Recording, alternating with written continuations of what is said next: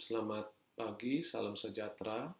Perkenalkan saya Dr. Gurmit Singh, spesialis penyakit dalam, salah satu staf di Divisi Respirologi dan Penyakit Kritis, Departemen Ilmu Penyakit Dalam FKUI RSCM.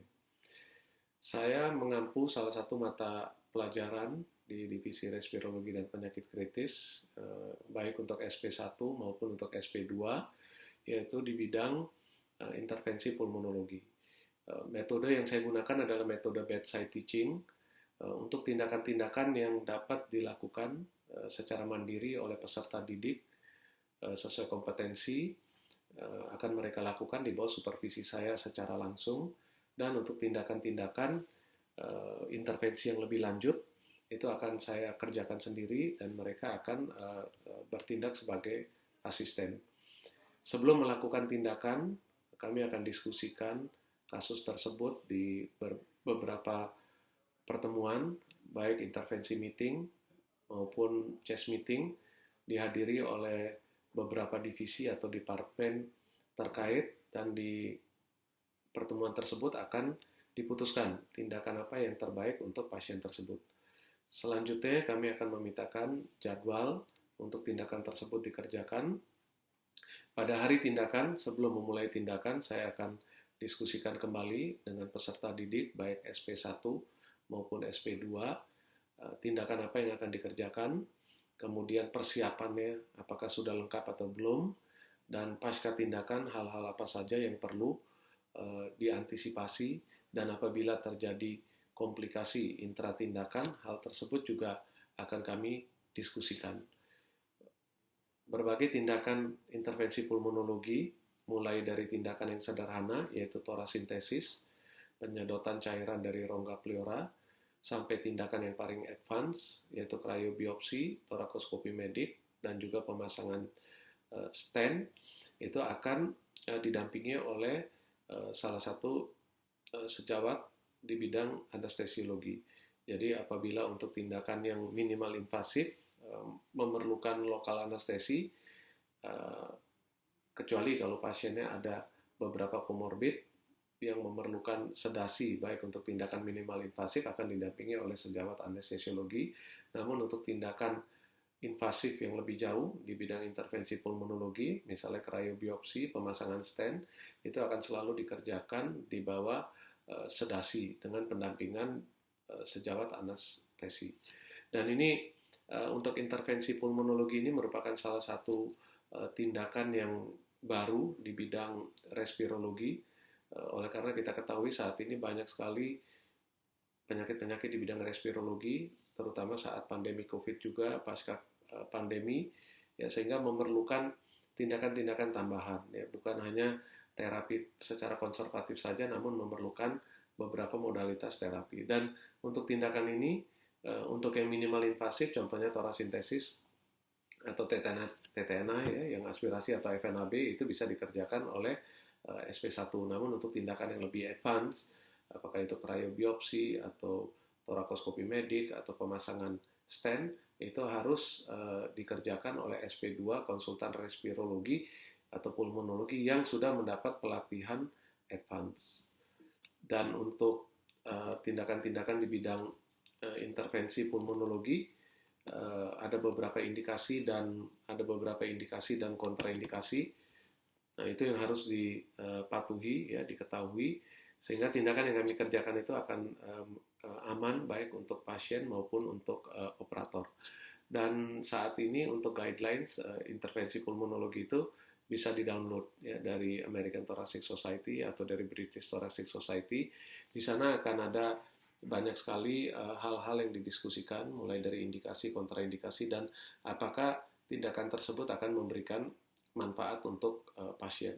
Dan di RSCM sendiri, ya, mulai dari 2015 kami mulai pertama melakukan tindakan intervensi, mulai dari yang sederhana ya sampai yang sangat advance. Itu sudah terdapat ratusan kasus yang sudah kami kerjakan sampai saat ini tahun 2023.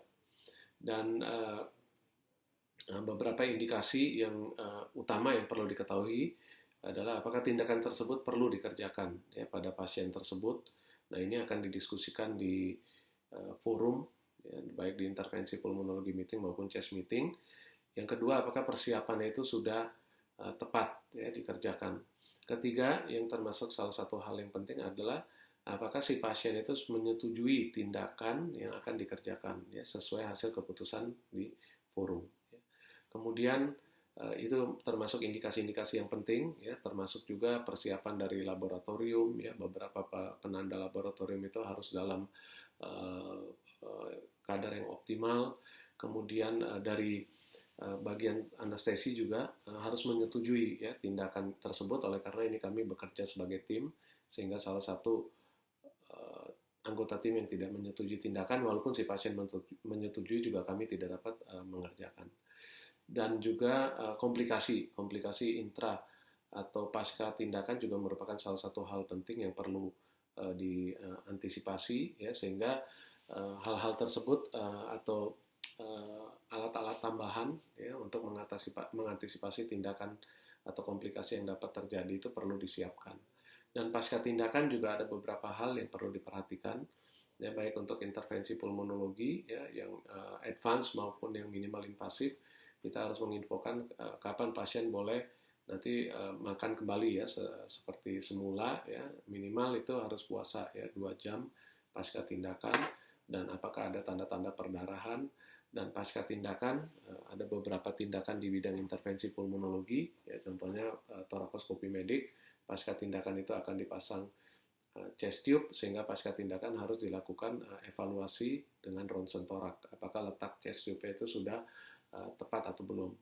Dan pasca tindakan juga serial rutin evaluasi mengenai keluhan klinis si pasien ya, apakah ada nyeri pasca tindakan, kita berikan anti nyeri ya, apakah nanti drainase atau produksi cairan itu masih cukup lancar atau tidak. Apabila tidak lancar, kita evaluasi ada masalah dari insersi chest tube yang kita insersi atau tidak.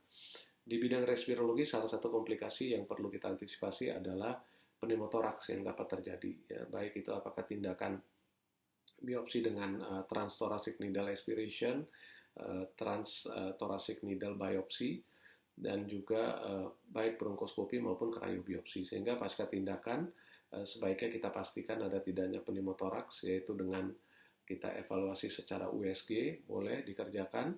Apabila pasiennya stabil pasca tindakan, nah bisa dipastikan lagi dengan pemeriksaan ronsen toraks, sehingga kita yakin betul bahwa pasca tindakan tidak ada terjadi pneumotoraks. Nah, selanjutnya saya akan mengunggah beberapa video tindakan yang dikerjakan baik dengan SP1 maupun SP2 di bidang respirologi dan penyakit kritis. Silakan melihat berbagai video tindakan yang kami kerjakan di divisi respirologi dan penyakit kritis.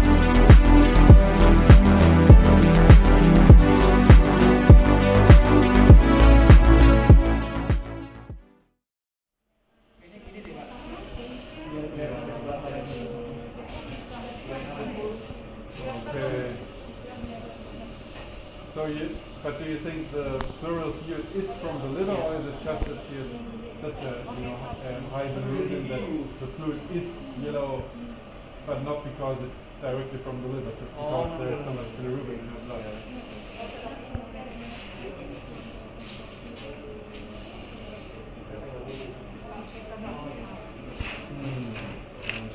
Very interesting.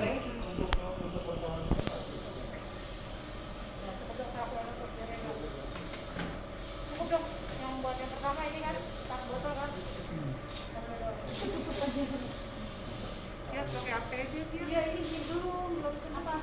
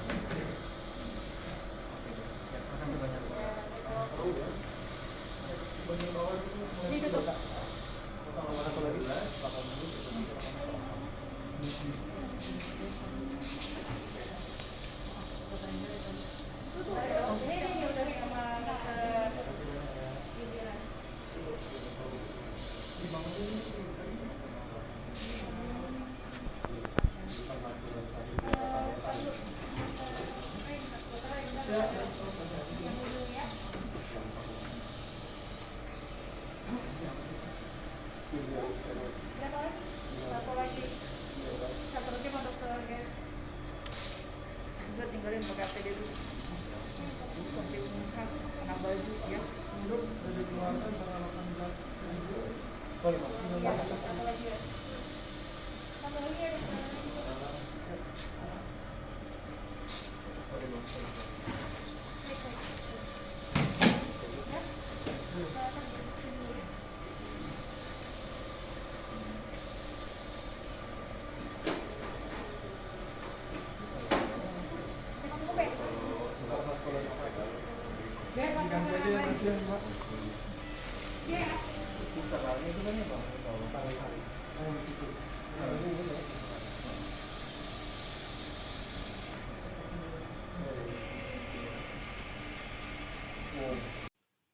Demikian UKTPT saya di bidang pengajaran untuk modul intervensi pulmonologi baik untuk SP1 maupun SP2 di bidang respirologi dan penyakit kritis. Silakan bila ada yang ingin mengunduh video tersebut dapat mengunduh di link yang akan di-share di video ini. Assalamualaikum, selamat siang, salam sejahtera.